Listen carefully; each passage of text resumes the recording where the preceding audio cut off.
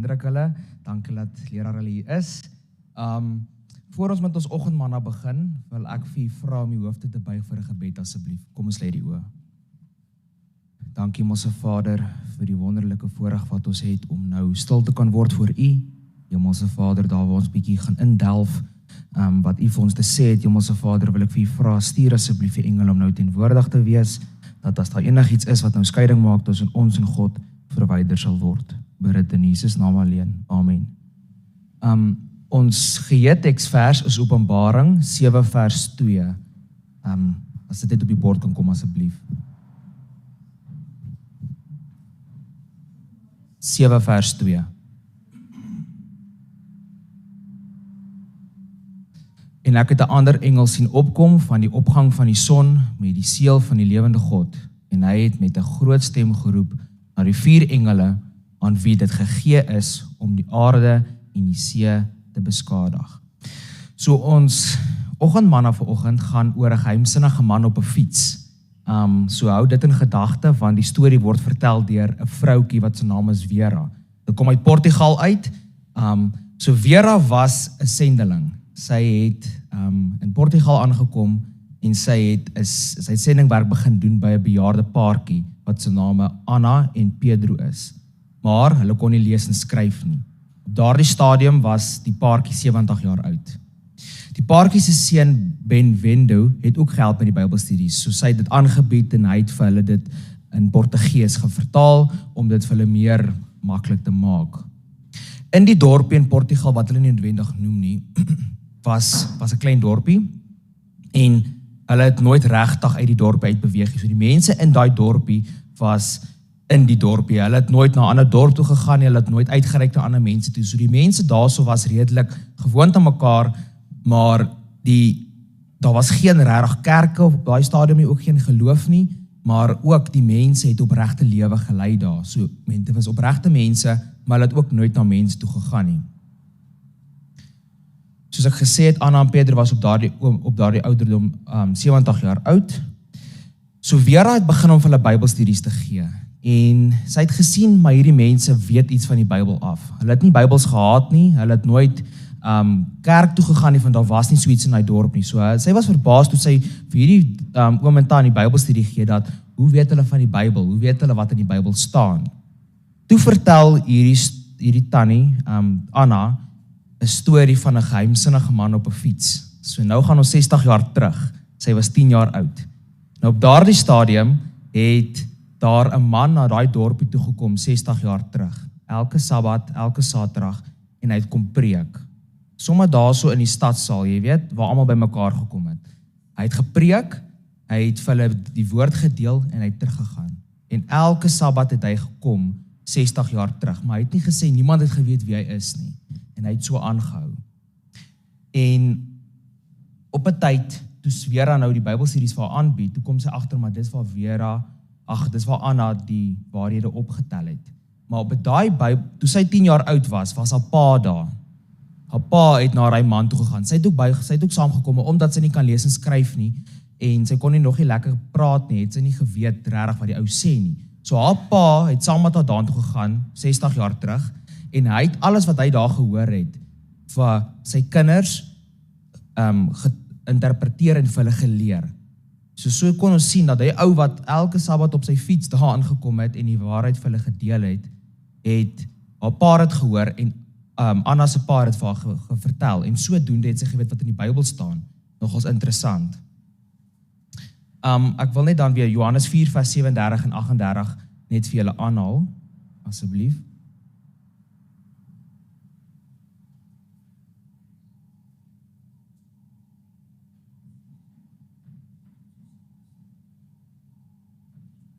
Ek het julle gestuur om te maai waar julle nie aan gewerk het nie. Ander het gewerk en julle het in hulle arbeid ingegaan. Net weer 37, sorry. Ek sal hom net voor dit lees. Want hierin is die woord waar. Nee, 37.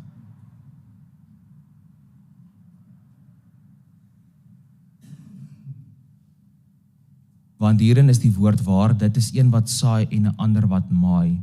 So dis baie belangrik wat ons daar sien, dat die ou op die geheimsinnige ou op die fiets, het die saaiwerk gaan doen. lang voor die tyd, en daar's mense bereik wat nie kon lees en skryf nie. En toe Vera nou vir hulle die Bybelstudies aanbied, het sy geweet van die Sabbat, sy het geweet van onrein en rein kosse en al die klas van dinge, maar hoe het sy het geweet want sy het nie 'n Bybel gehad nie.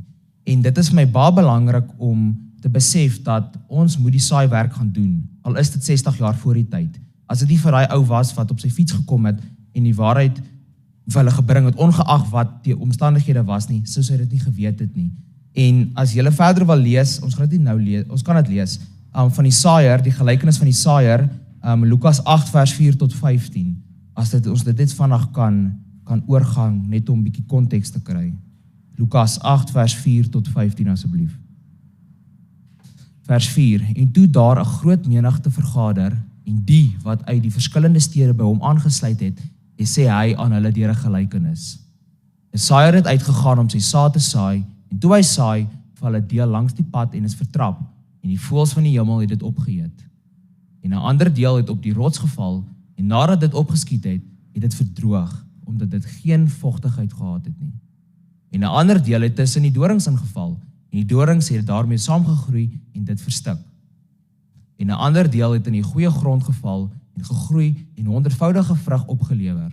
Toe hy dit gesê het, roep hy uit, wie ore het om te hoor, laat hom hoor. En sy disippels het hom gevra en gesê, wat beteken hierdie gelykenis tog? Vers 10. En hy antwoord, aan julle is dit gegee om die verborgenhede van die koninkryk van God te ken, maar aan die ander deur gelykenisse, sodat hulle, terwyl hulle sien nie, en terwyl hulle hoor, nie verstaan nie. Dit is dan die gelykenis, die saad is die woord van God. Die langs die pad is die hoorders. Daarna kom die duiwel en neem die woord uit hulle harte weg, sodat hulle nie sal glo en gered word nie. En die op die rots is hulle wat die woord met blydskap ontvang wanneer hulle dit hoor. En hulle het geen wortel nie, aangesien hulle net vir 'n tyd glo en in 'n tyd van versoeking val hulle af. En wat in die dorings geval het, dit is die wat gehoor het en hulle gaan weg en word verstik deur die sorge en die rykdom en die genietinge van die lewe en dra geen ryp vrug nie. En wat in die goeie grond val, dit is die wat, nadat hulle gehoor het, die woord in edele en goeie hart hou en met volharding vrug dra. So weer het aangegaan om die Bybelstudies vir daai paartjie aan te bied en sodoende het hulle 'n ruk daarna gedoop geword in 'n nabygeleë dorpie, toe het hulle die 7de dag Adventiste kerk daar ontdek, want daar was nie in hulle dorpie 'n kerk nie, en sodoende as gevolg van die ou wat op sy fiets gekom het en die waarheid vir hulle gebring het, Vera het net die werk klaar gaan maak. Sy het net die werk klaar gemaak om vir hulle die berusting te bring dat wel daar 'n God is. So, ek wil net hierdie stukkie vir julle aanhaal. Onderwys insluitende Bybelstudies in onbereikte dorpe is 'n belangrike manier waarop die 7de dag Adventiste kerk die goeie nuus oor Jesus se spoedige wederkoms verkondig in Portugal. Ons bring dit terug na ons toe. Uitreik is baie belangrik.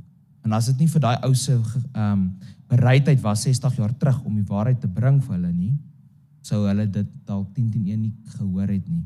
So ek wil vir elkeen asseblief aanmoedig om, ons hoef nie in ander lande en stede en dorpe te gaan om Jesus se liefde en sy waarheid te verkondig, en ons moet hier begin tussen ons eie mense, dat ons is nie daar om die mense te oortuig nie, ons is daar om die saad te saai. God en die Heilige Gees sal die oortuiging teweegbring. En net 'n laaste versie, Deuteronomium 4 vers 29 asseblief, wil ek mee afsluit. Dan sal jy daarvandaan die Here jou God soek en vind, as jy hom met jou hele hart en jou hele siel soek. Die wat opreg is en die wat opreg soek na Jesus, sal hom vind. Ons gaan nou 'n video kyk ter afsluiting.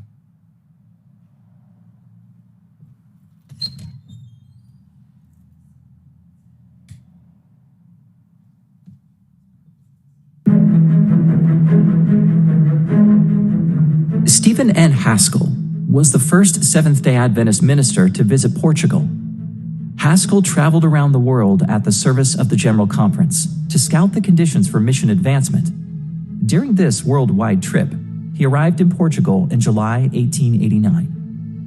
Adventist work didn't begin until September 26, 1904, with the arrival of the first missionary couple from the United States to Lisbon, Portugal.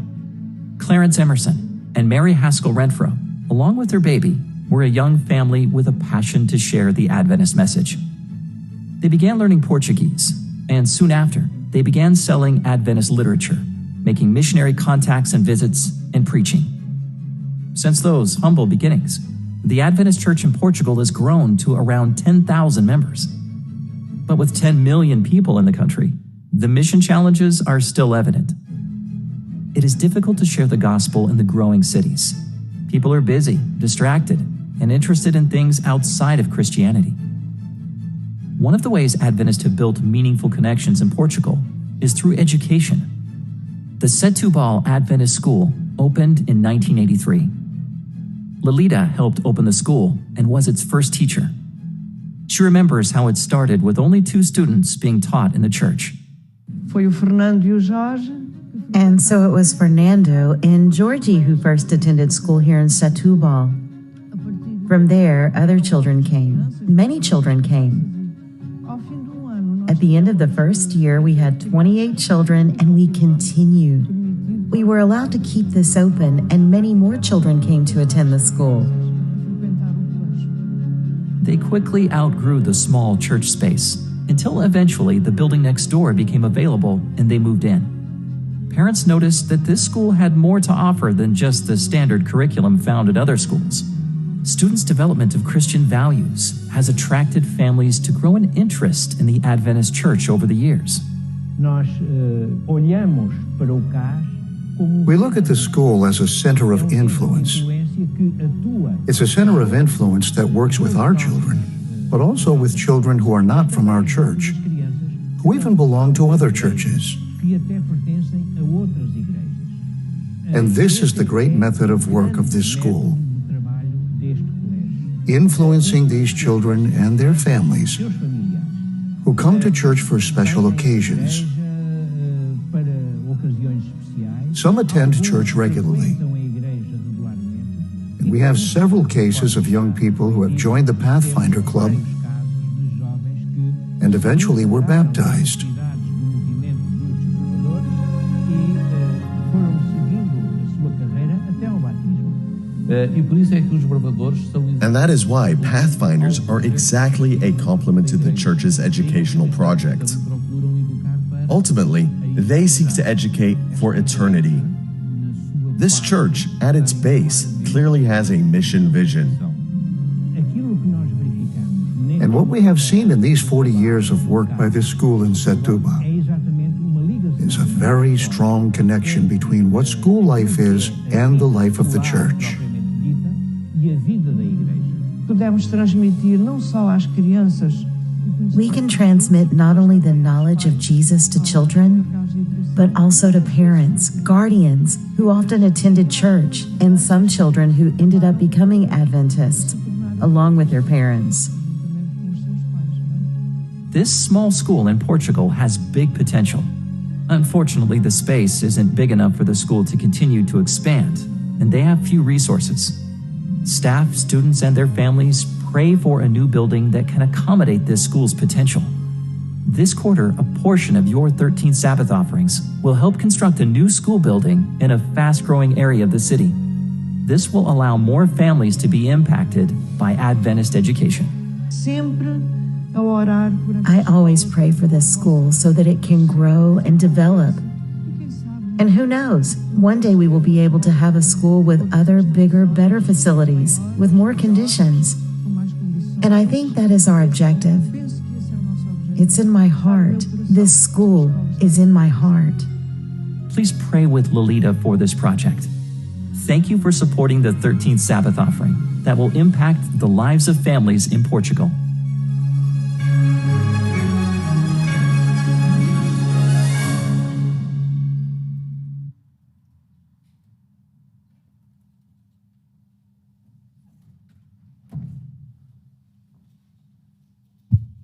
Ek wil net ter afsluiting net 'n paar interessante feite vir julle lees van verlede jaar van ons wêreldwye kerk. As u nie geweet het nie, net om u geheue te verfris. Ons wêreldwye kerke was verlede jaar aan die einde van die jaar tans op 95.297. Organisasies of instellings was 72.975. Ongeveer ons lidmate reg oor die wêreld was 22 miljoen. En dan ons skole was 9.419 en ons hospitale 229. So ek wil net vir elkeen moed inpraat en berusstel dat die werk is nog ver van klaar af, maar as ons met ontvanklike hart die werk gaan doen, gaan God die werk seën soos wat hulle die werk geseën het van die man wat op sy fiets gekom het. Ek wil dan net 2 diakens vra om die offergawe op te neem asseblief.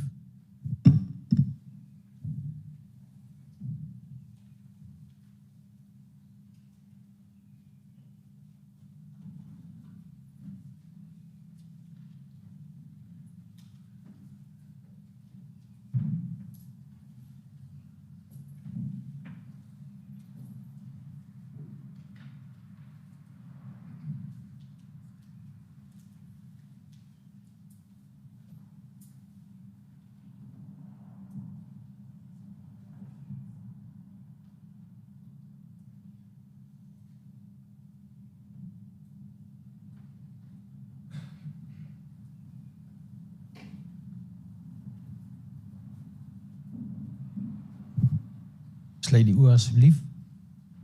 Ons Heer, baie dankie vir nog 'n geleentheid om u woord te kan bestudeer. U ons ontvanklike hart en 'n geopende oor, Here. Breek asseblief hierdie geldjies waar dit die nodigste is. U naam ons ontwil. Amen. Ons gaan nou skei vir lesstudie. Die volwassenes bly in die kerk, so ook die jeug. Baie dankie.